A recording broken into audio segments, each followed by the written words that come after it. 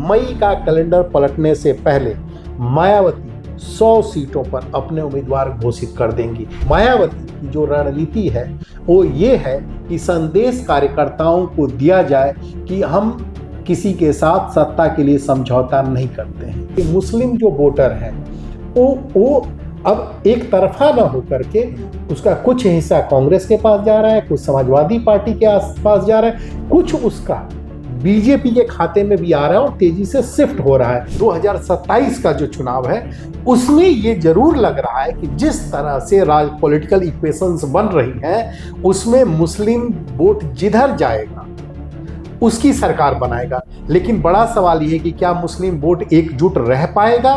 2022 के नतीजे और जो रिजल्ट आएंगे तो उससे आपको समझ में आ जाएगा मोटा मोटी कि मुस्लिमों का वोटिंग पैटर्न किस तरह से तेजी से बदल रहा है।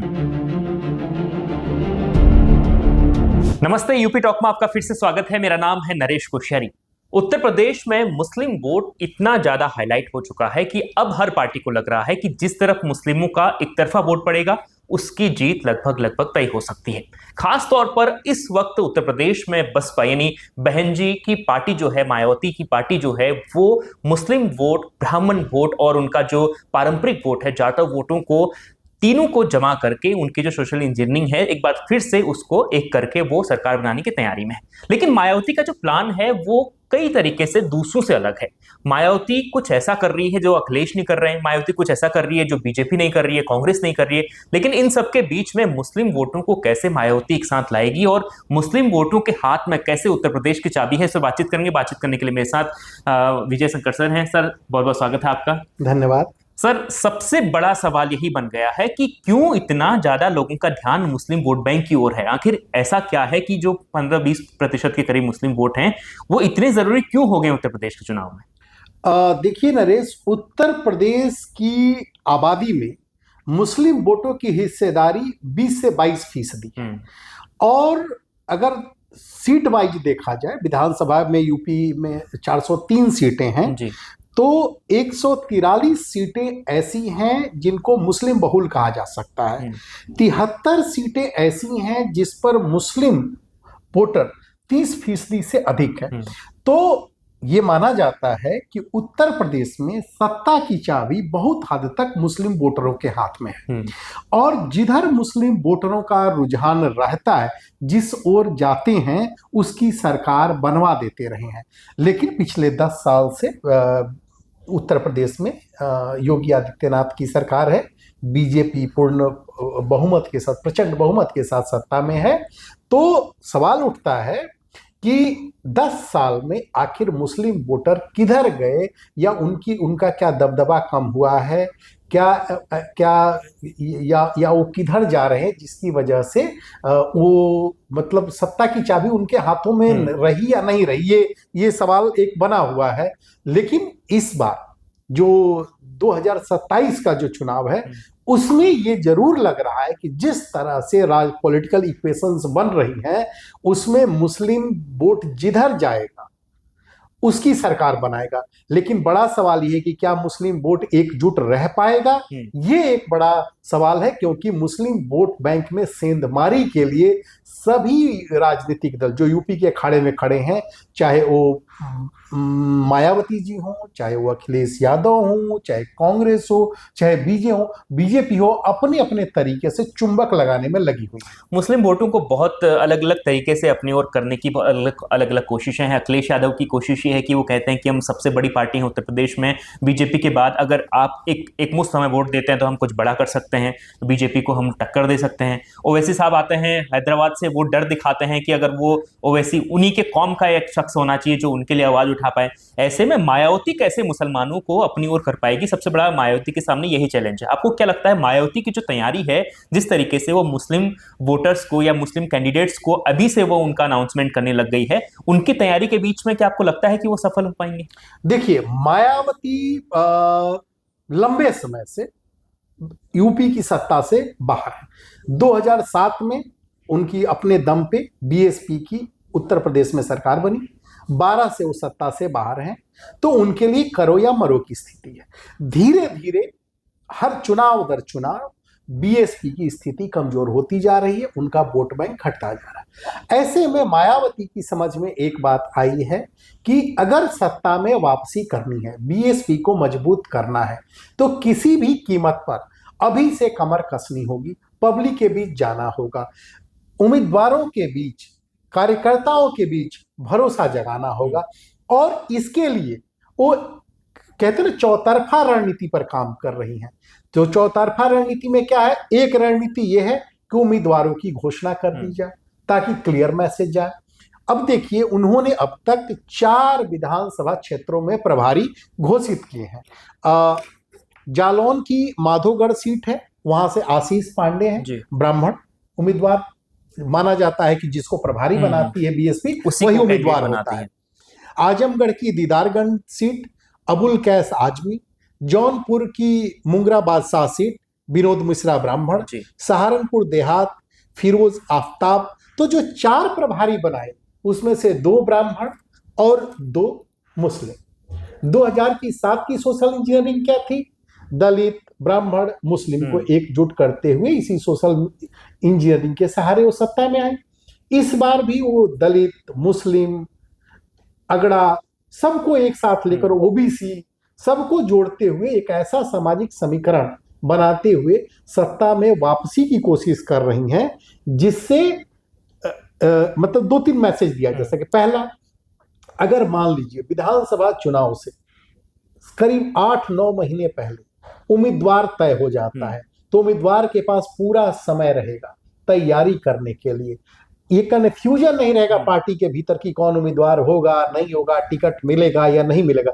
तो उम्मीदवार अपनी ताकत के साथ चुनाव में लड़ेगा। जो भीतर खाने खबरें आ रही हैं उसके मुताबिक अगले 2 से 3 महीने यानी मई का कैलेंडर पलटने से पहले मायावती 100 सीटों पर अपने उम्मीदवार घोषित कर देंगी। यानी क्लियर हो जाएगा 100 सीटों पर कौन उनका उम्मीदवार होगा। इसी तरह से भीतर खाने ये भी खबर निकल के आ रही है कि बीएसपी 40 से 50 ब्राह्मण उम्मीदवारों को मैदान में उतार सकती है, यानी टिकट दे सकती है।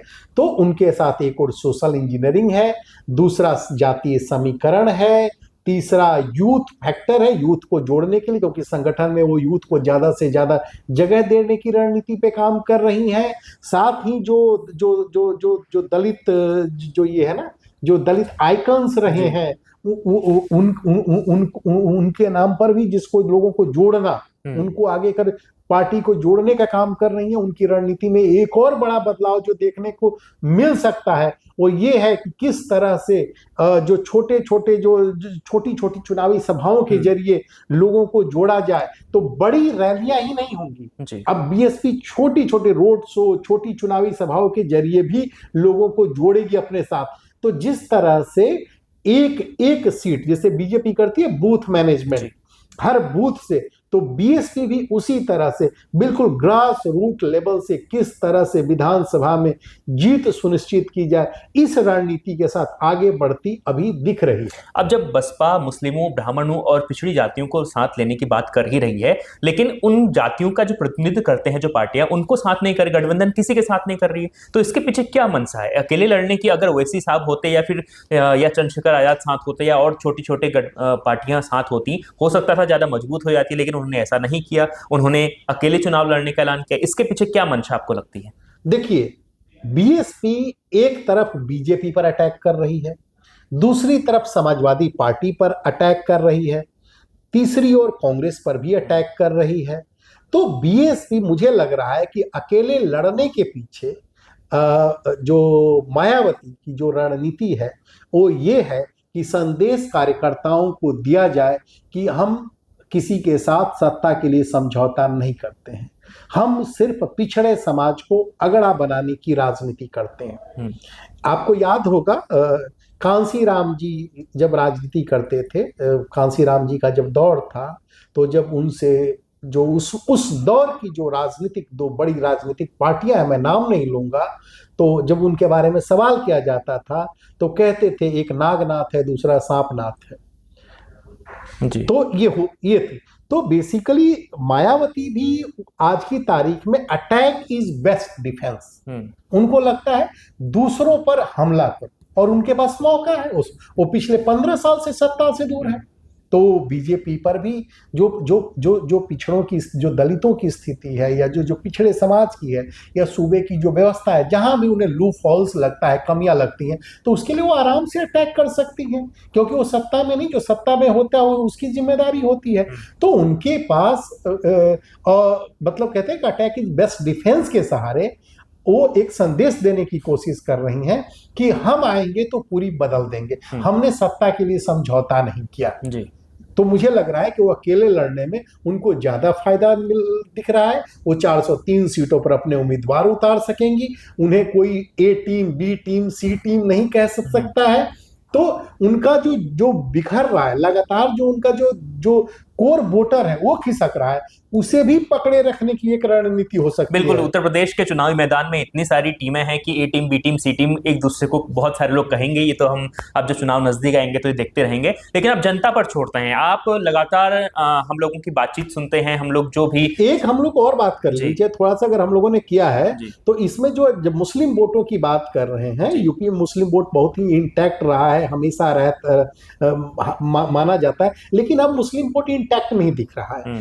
एक देखिए, इसलिए थोड़ा सा हिस्टोरिकल पर्सपेक्टिव में भी इसको समझना जरूरी है और दर्शकों को भी बताना जरूरी है कि जब आजादी मिली तो उसके बाद मुस्लिम कांग्रेस के साथ चले गए, कांग्रेस के वोटर थे, लंबे समय तक चलते रहे। मंडल कमंडल की जब राजनीति शुरू हुई उस दौर में मुस्लिम कांग्रेस से छिटक करके वो समाजवादी पार्टी के साथ जुड़ गए, मुलायम सिंह यादव के साथ जुड़ गए।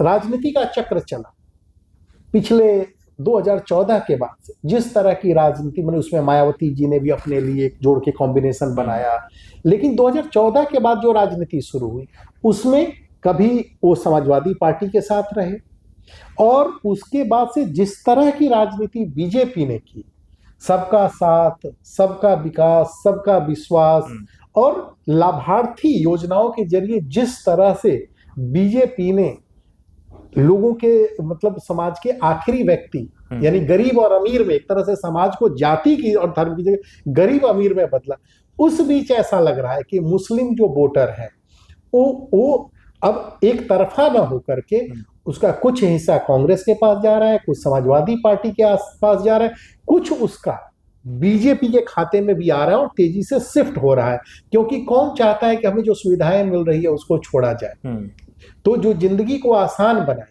तो लाभार्थी एक ऐसा एंगल हो गया है कि उसने, जो कहते हैं एकजुट मुस्लिम वोट बैंक था, उसमें भी वो बिखराव दिख रहा है। वो जेंडर के लेवल पर भी, मैंने महिलाएं अलग हो गई हैं, मैंने अलग तरीके से वोट कर रही हैं, मुस्लिम समुदाय के युवा अलग तरीके से कर रहे हैं।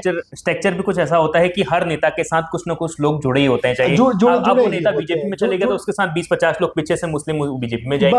बस ये इस तरह से ना पूरा पैटर्न, बेसिकली पूरा वोटिंग बिहेवियर और वोटिंग पैटर्न दोनों बदल रहा है। अब 10 जिले हैं, मुस्लिम बहुल यूपी के 10 जिले हैं, जैसे रामपुर में सबसे ज्यादा है, 50% से ज्यादा है, मुरादाबाद जिले में 47% से ज्यादा है, बिजनौर में 43% से ज्यादा है, सहारनपुर में 41% से ज्यादा, करीब 42% के आसपास है, मुजफ्फरनगर में मुस्लिमों की आबादी 41% के आसपास है, अमरोहा में 41% के आसपास, बलरामपुर में 37% के आसपास, बरेली में 34%, मेरठ में 34% और बहराइच में 33 से 34% के बीच में। लेकिन यहाँ पर आप जो ब्रेकअप देखिएगा, जो जो जो जो जो विधानसभा चुनाव, जो इन जिलों में भी विधानसभा चुनाव हुए हैं, और उसके बाद 2022 के नतीजे और जो रिजल्ट आएंगे तो उससे आपको समझ में आ जाएगा मोटा मोटी कि मुस्लिमों का वोटिंग पैटर्न किस तरह से तेजी से बदल रहा है। जी बिल्कुल, तो अब अपने दर्शकों पर छोड़ते हैं। देखिए, उत्तर प्रदेश की सियासत इस वक्त बहुत चर्चा में इसलिए है क्योंकि अब मार्च का महीना लग चुका है और इसी मार्च के महीने से तैयारियां जो हैं वो आपको बहुत ज्यादा नजर आएंगी, चाहे वो बीजेपी की हो या वो सपा की हो या बसपा की हो। और सबसे एक्टिव इस वक्त बसपा है, बहुजन समाज पार्टी इस वक्त सबसे ज्यादा एक्टिव है। बहन मायावती ने अपने पार्टी कार्यकर्ताओं के अंदर ऐसा जोश भरा है कि अब वो सीधे ग्राउंड लेवल पर जो बीजेपी की स्ट्रेटेजी हुआ करती थी उसकी स्ट्रेटेजी पर वो खुद काम करती हुई नजर आ रही है। अब ये देखना होगा कि मुस्लिम वोट कितना प्रभावित करता है उत्तर प्रदेश के चुनाव को। आपको क्या लगता है कि मुस्लिम वोट कितना जरूरी है उत्तर प्रदेश के चुनाव में और वो किस पार्टी को ज्यादा मिल सकता है? कमेंट का जरूर बताएं और रोजाना देखते रहें यूपी टॉक। और लगातार तमाम वीडियोस के लिए हमारे वीडियो सेक्शन में आप जरूर जाइए। वहां पे यूपी की सारी खबरें आप पढ़ी हैं, चाहे ब्रेकिंग न्यूज हो, पॉलिटिकल हो, क्राइम की खबरें हैं या फिर आपके काम की जो खबरें हैं वो आप वहां पर जाकर देख सकते हैं। तो लगातार बने रहिए न्यूज़ 24 यूपी उत्तराखंड के साथ।